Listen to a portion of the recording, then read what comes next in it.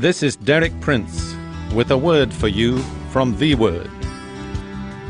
Jesus replied, I tell you the truth, unless a grain of wheat falls to the ground and dies, it remains only a single seed. But if it dies, it produces many seeds. The man who loves his life will lose it, while the man who hates his life in this world will keep it for eternal life.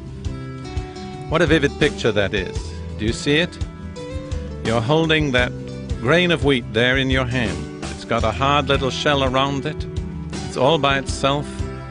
It's right there in your hand. It's yours. It's your life.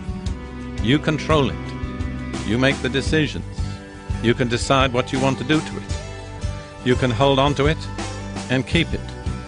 But if you keep it, Jesus says it'll remain alone. Nothing more will ever come out of it. How many lonely people there are all around us in the world today. They're lonely just for that very reason.